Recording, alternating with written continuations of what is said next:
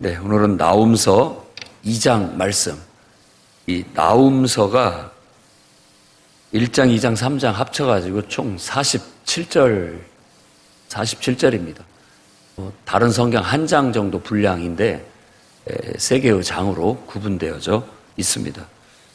오늘 1절 말씀은 1장의 하반절에 이어져서 파괴하는 자, 이 파괴하는 자가 너를 치러 올라왔다라고 말하는데 이 너가 바로 니느웨 성을 말합니다. 이렇게 니느웨라는 언급이 없으면은 아무도 몰라요. 근데 8절에 니느웨라고 나와요. 어떤 이렇게 신탁을 내릴 때 하나님의 신탁이라는 것은 하나님의 어떤 대상에게 특별히 주신 말씀을 말할 때 신탁이라고 하는 겁니다. 보통 우리는 예언받았다 뭐 이런 얘기 많이 하죠. 하나님의 엄중한 말씀이 주어졌을 때, 그 특정 어떤 대상에게 주어졌을 때 그걸 묵시 혹은 뭐 경고, 신탁 이렇게 얘기를 하는 겁니다. 근데 그 대상의 이름을 딱 밝히는 건 쉽지 않은 일인데 그걸 밝혔다라는 것은 문서검열을 받지 않았다는 그런 말이라고도 볼 수 있습니다. 왜냐하면 요한계시록 같은 경우에는 그 대상이 로마예요. 로마를 대상으로 하고 있어요. 그런데 로마를 대놓고 말하지 못합니다. 바벨론이라고 말하는 거예요. 그러니까 하나님의 백성들을 특히 괴롭혔던 대표적인 국가가 몇 있는데 그 중에 하나가 아수르 그리고 바벨론. 대표적인 나라가 바벨론이고요. 블레셋도 늘 하나님의 백성들을 괴롭혔죠. 그리고 오바디아서는 이제 에돔에 대해서 썼는데 에돔도 어떻게 형제 국가인데 형제가 나라가 망해져 가고 있을 때 환난을 당할 때 가세할 수가 있느냐. 하나님은 두고두고 이런 자들을 미워하시고 벌하실 것이다. 오바디아서의 핵심이 그거였다. 에돔도 하나님 백성한테 잘못하니까 그거에 대한 심판을 얘기했고 이 니느웨 성도 바벨론 성 못지않게 바로 하나님을 거스리고 하나님 백성들을 핍박하고 대적하고 억압했던 대표적인 하나의 성으로 꼽힙니다. 하지만 바벨론보다는 못하기 때문에 모든 나라가 있지만 그 중에서 바벨론이 완전히 상징이 되고 대표성이 돼서 요한계시록에는 바벨론 성으로 나타나게 되는 겁니다. 시대적인 용어가 있는 거예요. 이 남왕국, 북왕국이 존재하고 북왕국이 망했고 남왕국이 존재할 이때에는 아수르, 니느웨 성이 그 시대적으로 하나님 나라를 핍박하고 억압한 그런 나라가 되는 것이고 유다 왕국이 망해버리고 성전이 파괴되고 포로로 끌려갔을 때에는 바벨론이 그들에게 있어서 완전히 하나님을 대적하고 거스리고 하나님 백성을 핍박하는 존재가 되는 것이고 요한이 사역을 할 당시 초대교회 때는 바로 로마가 그와 같은 역할을 하는 존재들로 나타나게 되는데 성경은 이구동성으로 어느 시대를 막론하고 그들을 하나님께서 싸워서 이기게 하실 것이다 라는 얘기를 하는 겁니다. 그래서 이 파괴하는 자는 하나님께서 그 성을 심판하시기 위해서 일으킨 군대. 그래서 특정 어떤 나라나 국가를 지정하지 않고 파괴자라고 그렇게 얘기를 합니다. 역사적으로는 612년에 BC 612년에 북왕국 이스라엘이 722년에 망했어요. BC는 거꾸로 돌아가니까 숫자가 줄어들어야 되니까 612년 그러니까 한 90년 후에 결국 아수르도 멸망을 하게 되는 겁니다. 그때 메대 그리고 바벨론 연합국 하나를 더 친다면 수구디아 연합군이라고 하는 이 세 개의 연합군이 아수르를 수구디아는 흑해하고 카스피해 쪽에 사는 그 세계사 시간에 배우면 스키타이족이라고 들어봤을 겁니다. 그쪽에서 밀고 내려오고, 그러니까 북쪽에서 밀고 내려오고 중앙에서 바벨론과 이 메대가 힘을 합쳐서 몰아붙여가지고 결국은 아수르가 해망해서 1880년대 고고학자들에 의해서 니누의 성이 발굴되기 전까지는요, 그게 진짜 역사에 있었던 국가인가라고 생각을 했어요. 알 수가 없었어요. 흔적조차가 남지가 않아가지고. 그런데 분명히 성경에 나와 있는데 어딘가 있을 것이다. 완전히 모래 속에 파묻혀 있는 이 아수르 니누의 성을 발견을 해낸 거예요. 그래서 이야, 이건 가짜가 아니구나, 진짜구나 라는 걸 밝히게 되었던 것이죠. 그 유물이 나타나게 됐어요. 니누의 성이 티그리스 강 옆에 있는데 꼭 성 모양이 이렇게 보면 물고기같이 생겼습니다. 큰 물고기같이 생겼어요. 요나서하고도 큰 관련이 있다고도 볼 수가 있습니다. 이렇게 하나님께서는 메대를 그리고 바벨론을 또 이 수구디아 연합군을 일으켜가지고 결국 아수르를 니누의 성을 흔적도 없이 사라지게 만들었다. 한번 보면 니누의 성이든 바벨론 성이든 세상을 얘기하는 겁니다. 하나님 없이 하나님을 대적하고 거스리는 어떤 세력들. 우리가 신약 성경에서는 특히 요한복음 같은 경우는 세상을 그런 의미로 씁니다. 세상을 그냥 객관적인 의미에서 세상으로 쓰지 않고 하나님을 인정하지 않고 하나님을 대적하고 하나님을 거스리는 어떤 세력, 그런 세계, 그 상징적인 의미가 오늘 나홈서에서는 니누의 성, 또 다른 예언자는 바벨론 성, 요한계시록도 바벨론 성, 이렇게 상징적으로 말하는 거예요. 우리도 지금 정말 하나님을 대적하고 거스르는 누군가가 있다면 여러분, 하나님 이 나홈서를 통해서 위로를 받으시기 바랍니다. 왜냐하면 하나님께서 그들을 가만두지 않을 겁니다. 믿으십시오. 여러분이 그들을 미워하고 보복하려고 하지 마십시오. 그건 인간적인 방법일 뿐이고 더 도움이 되지 않습니다. 그냥 여러분 웃으시고 감사하고 그저 하나님을 바라보고 기도만 하시면 됩니다. 하나님을 예배하고 하나님 말씀대로 우리는 순종하면 되는 거예요. 하나님께서 원수까지도 사랑해라, 원수까지도 잘해줘라, 오히려 이렇게 말하시면 여러분 그렇게만 하시면 됩니다. 그들을 벌하실 분은 하나님이시기 때문에 알아서 하면 되는 거예요. 우리가 애써 마음 써가면서 미워하고 막 보복하려고 이를 바득바득 갈고 이럴 필요가 전혀 없는 거예요. 그건 우리가 하나님 이 신앙 안에서는 올바르지 못한 거예요. 오히려 우리는 그냥 웃고 그저 기뻐하고 감사하는 거예요. 하나님께서 때가 되면 하나님께서 우리를 대신해서 벌하십니다. 왜냐하면 나에게 한 것이 곧 하나님께 한 걸로 받아들이기 때문에 오늘 말씀에도 그렇게 얘기를 하는 겁니다.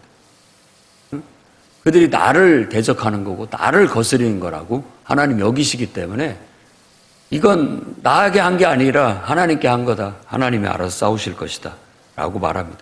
이렇게 하나님께서 하시는 것에 대한 궁극적인 이유를 2절에 다시 한번 설명을 합니다. 여호와께서 야곱의 영광을 회복하시되. 왜 하나님께서 니누의 성을 이렇게 다른 세력들을 일으켜서 그들을 치게 만드시느냐? 야곱의 영광을 위해서. 이 야곱이라는 것을 이렇게 바꾸면 됩니다. 하나님 백성을 영광을 위하여. 더 나아가서는 이 하나님의 백성이 영광을 받아야 하나님이 영광을 받게 되니까 하나님의 영광을 위하여. 할렐루야. 하나님의 영광을 위한다라는 게 결국은 나를 위한 것이구나 또. 내가 영광스러운 것이 곧 하나님에게 영광이 될 수 있는 거구나. 그게 우리의 축복이에요. 이게 비결입니다. 영적 원리고 비결이에요. 그래서 우리는 늘 기도를 드려야 돼요. 하나님, 나를 영화롭게 해주셔서 나를 복되게 하시고 잘되게 하셔서 하나님의 영광을 받으십시오. 하나님, 나로 하나님 영광 가리지 않게 해주십시오. 어떤 분이 은혜 많이 받고 와서 코로나가 걸렸다고. 그때 그런 분들이 뭐 부정적으로도 생각할 수 있고 괜히 가가지고 내가 이렇게 걸렸. 은혜를 받으니까 전혀 그렇게 생각지 않습니다. 행여 나 때문에 하나님 영광 가릴까봐 걱정이라고. 이게 얼마나 은혜로운 말입니까? 우리 성도들은 그런 마음을 가져야 되는 것이죠. 그런 마음. 행여라도 하나님의 영광을 내가 가릴까봐 노심초사하는. 내가 잘 돼서 내가 좋은 것들로 이렇게 하나님께 영광을 돌리고 싶은데 행여라도 내가 어떤 잘못돼가지고 뭐가 문제가 돼서라도 하나님 영광 가릴까봐 염려하는 그런 마음들이 성경 전체에 흐르고 있는 거예요. 우리도 그런 삶을 살아야 됩니다. 혹시라도 나 때문에 하나님 영광이 가려질까봐. 그러니까 지금 이런 환난을 받고 내가 어려움을 당할 때 우리가 기도할 수 있는 게 하나님, 이로 인하여 내가 하나님의 영광을 가리지 않게 해주십시오. 행여라도 내가 믿음 위에 서지 못하고 행여라도 내가 정말 죄를 짓고 잘못되어져서 하나님의 영광이 가려지는 일이 없게 해달라고 기도하는 게 마땅한 거고, 물론 하나님께서도 하나님의 영광을 위하여 역사하실 겁니다. 하나님의 영광을. 우린 그걸 믿고, 나도 하나님을 믿고 하나님께서도 나를 이렇게 해주실 것이라는 확신 속에서 우리가 살게 된다면 여호와께서 야곱의 영광을 회복하신 것처럼 결국 우리를 회복시키셔서 영광을 얻게 되실 거고, 원수들은 수치를 당하게 하실 것이라는 겁니다. 이스라엘의 영광 받게 하시나니 이는 약탈자들이 약탈하였고 또 그들의 포도나무 가지를 없이 하였습니다. 포도나무 가지를 꺾어버렸고 이스라엘을 그렇게 핍박했고 억압했고 정말 못되게 해서 어려움을 겪었는데, 이게 하나님 이렇게 해서 우리가 어떻게 하나님 영광을 돌리겠습니까? 하나님 영광이 가려지는 것입니다 라고 기도할 때 하나님은 오히려 야곱의 영광을 위하여 불연히 일어나셔서 친히 역사하셔서 하나님이 야곱을 들으시고 일으키시고 영광을 얻게 하셔서 하나님이 영광을 얻게 하셨다라는 겁니다. 하나님의 역사는 궁극적으로 하나님이 알아서 하십니다. 내가 하나님이 힘이 없어서 당하고 계시고 힘이 없어서 우리를 보호하시지 못하시고 힘이 없어서 어떤 부흥을 일으키지 못하고 힘이 없어서 내게 물질의 축복을 못 주고 힘이 없어서 내가 막 높은 자리에 못 오르고 하나님께서 능력이 없어서 그렇게 하시는 분이 절대 아니라는 거죠. 하실 수 있는 분이지만 하나님의 어떤 선하신 뜻이 있어서 하시는 거예요. 그렇기 때문에 우리는 하나님을 믿고 나아갈 필요가 있고 하나님께서 때가 되면 얼마든지 해주십니다. 그런데 그 때가 돼야 되고 또 우리가 준비가 돼야 되고, 그러니까 우리가 기도하고 하나님 말씀대로 나아가는 것은 내가 준비될 수 있게, 그 은혜를 받을 수 있도록, 그 하나님이 주시고자 하신 축복을 감당할 수 있도록 준비되고 또 하나님의 영광을 드러낼 수 있는 때가 되도록. 그냥 주면 하나님의 영광이 드러나지 않아요.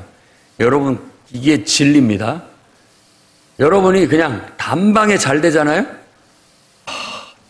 내가 그런 사람이라고, 내가 뭔가 잘한 것처럼 나가 드러나요.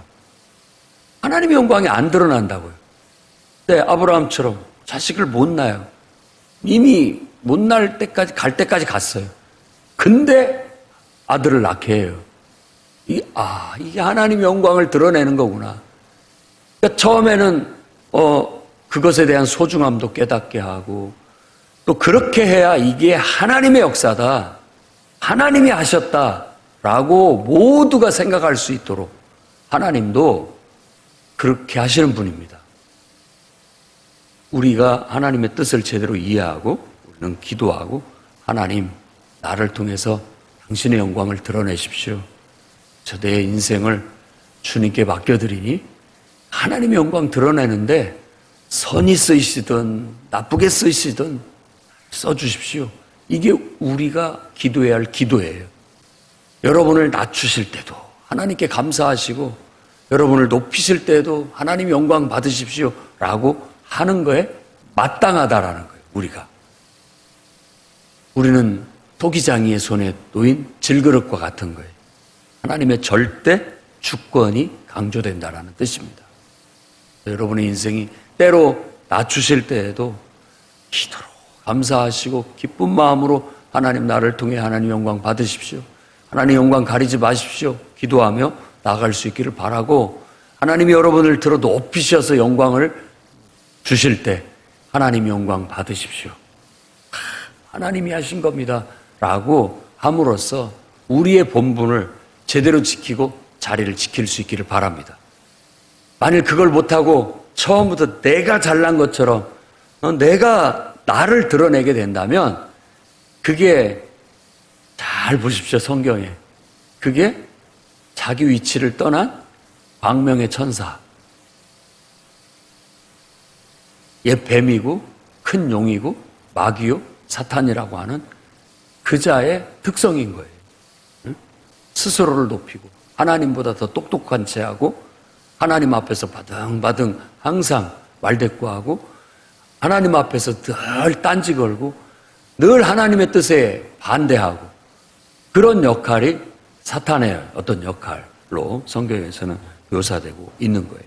우리가 사탄의 종이 되느냐 순간 하나님의 종이 되느냐는 우리 학위에 달려 있는 겁니다. 우리는 하나님의 영광을 위해서 지음을 받았지 절대 사탄의 영광을 위해서 지어지지 않았습니다. 사탄아 물러가라. 난 너를 위해서 살지 않는다. 단호하게 말할 수 있어야 되고 오직 나는 하나님 앞에 하나님의 영광을 위해서 살기 위해 지음받은 하나님의 자녀다라고 선언해서 사탄의 아예 틈도 꿈도 꾸지 못하게 만들어가야 되겠습니다.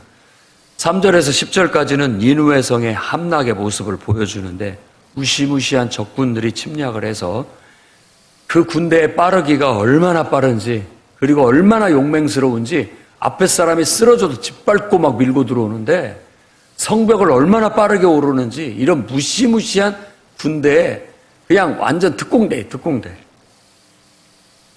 그 군대 앞에 속수무책 무너지는 니느웨 성을 묘사하고 있습니다. 그리고 11절, 12절이 또 해학적이고 약간 조롱 섞인 말들이 나타납니다. 그러니까 니느웨 성에 대한 조롱이 나타나요. 요한계시록에도 바벨론에 대한 조롱이 줄을 이루고 있습니다. 이게 니느웨 성의 사자 그리고 사자 새끼들. 사자하면 왕을 상징할 것이고 사자 새끼들이라면 왕자들을 말할 겁니다. 그 왕족들을 은유적으로 사자 새끼들이라고 하면서 그들이 그동안 얼마나 호령하면서 호사스러운 삶을 살았는지 그 굴에다 사냥을 해가지고 사냥감들을 막 그득그득 갖다 놓은 그런 식으로 묘사를 해요.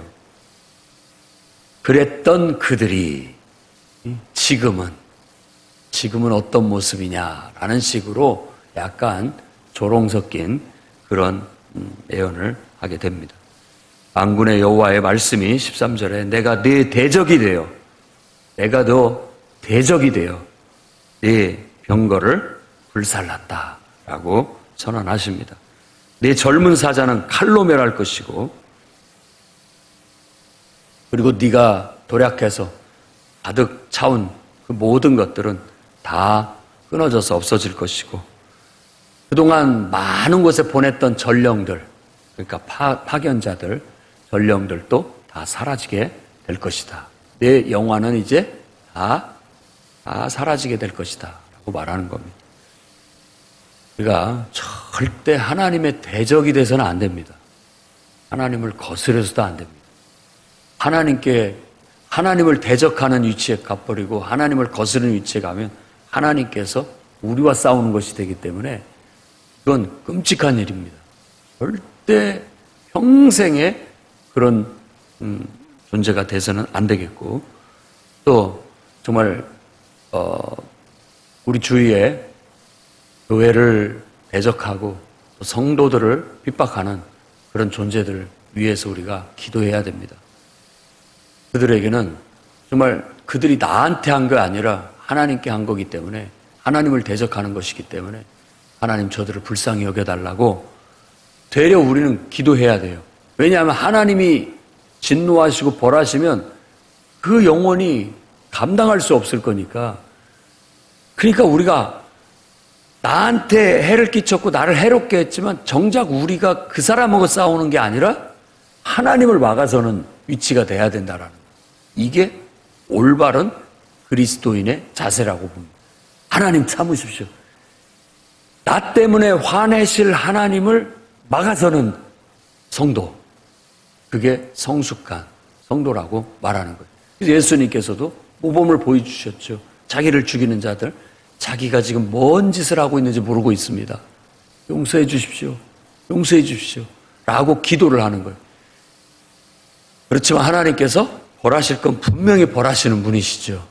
그러나 우리는 그 영혼도 하나님께서 긍휼히 여겨달라고 기도하는 하나님의 마음을 가질 필요가 있다라는 거예요. 그러면 우리 영혼을 순결하게 지킬 수 있고 우리 영혼을 정말 안전하게 지킬 수 있게 되는 겁니다. 말씀 속에는 진리가 담겨 있어요. 여러분이 이 진리를 가슴에 새기고 그 정신을 실천하며 살아감으로써 여러분의 삶을 통해 하나님의 영광을 받고 하나님의 영광이 드러날 수 있기를 주의 이름으로 축원합니다. 기도하겠습니다. 거룩하신 주님, 하나님께서 살아계시고 엄위하시고 능력이 많으셔서 하나님을 대적하고 거스르는 자, 하나님이 때가 되면 저들을 심판하사 하나님의 영광을 받으시는 줄로 믿습니다. 때로 우리가 하나님의 자녀가 되어 하나님의 백성이 되어 하나님의 용사가 되어 하나님의 군대가 되어 하나님의 영광을 가릴까 염려스럽습니다. 주여, 우리를 천히 쓰실 때라도 낙심하거나 좌절하거나 하나님을 원망하거나 불평하는 일 없게 하시고 하나님 영광 가르는 일 없게 해 주시옵소서.